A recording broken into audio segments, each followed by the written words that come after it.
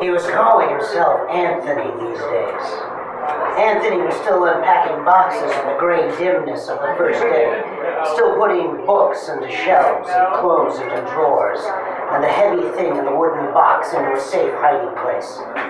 They'd set him up with a job. He started next Monday, but he still had time to settle himself, time to get used to the new digs, and time to forget that night in June. He didn't know why he hooked up the phone on that gray morning. Perhaps they'd call him soon to tell him that the coast was clear, but he wasn't optimistic, any more than he knew why the phone rang mere hours before he hooked it up. Maybe his new landlord or his new boss, any more than he knew why he picked up as enthusiastically as he did. "Hello? This is Anthony," he said with feigned cheerfulness.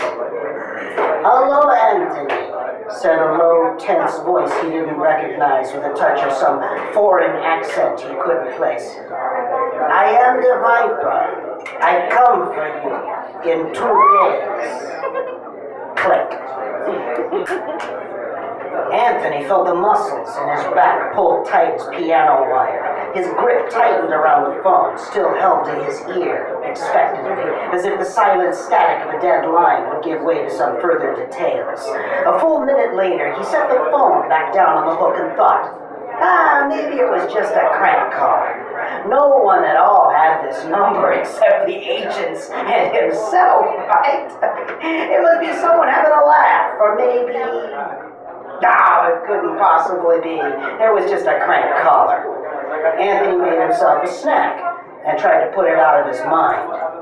In the late afternoon, in the dark of the late afternoon of the second day, Anthony found himself quite uncharacteristically enjoying a cup of tea. His old self wouldn't have had one at all, or wouldn't have enjoyed it, but Anthony was just this type of fellow he imagined.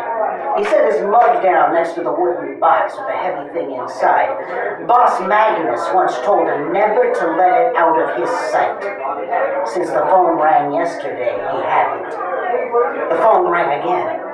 Perhaps it was his new job. He started on Monday, calling to give him some details. It was probably important. He stood and he picked up the horn. "Hello, this is Anthony," he said, again feigning some enthusiasm. "Hello again, Anthony," said the Viper. "I am the Viper. Be ready. I come for you tomorrow." Click. Anthony shifted his weight from one foot to the other. He gingerly set down the phone and felt the sweat beat up on his forehead as he racked every corner of his brain for an answer. The Viper. He imagined he remembered someone who used that name, the Cobra, the Anaconda, the Constrictor, maybe. No. It must have been the Viper. But who was he? One of Boss Magnus's soldiers? An independent hitman? He opened the wooden box and he ran his fingers over the heavy thing inside. Boss Magnus once told Anthony, before he was Anthony, that it hadn't been fired since 1992. That Anthony's father last fired it in defense of his own son. How fitting. As he loaded the Colt slowly, bullet by bullet, he remembered that Boss Magnus told him when they last met that there was nowhere he could run, no place he could hide. Maybe he was right. Maybe he could never escape the mistake he'd made that night in June. But as he drew back the hammer on his father's pistol, Anthony swore to make the Viper sorry he ever slithered out of his hole, him and any other snake Boss Magnus sent after him. He sat on the sofa chair in the front room, laid his pistol on his lap, and he waited. The hours passed like days as the blood poured into his ears and electrified his fingertips. He'd never shot a man. That's not to say he'd never killed a man, but he'd never shot a man. His steely fingers tensed and relaxed on the handle. Just as his jaw tensed and relaxed, his pupils dilated and contracted, and he stared at the door, the knob, the lock, the keyhole, and into the blackness he once inhabited when he had a different name, and suddenly it was morning. His eyes were red and cold in the smoky light of the late morning and focused on the door, and there came a knock. And another.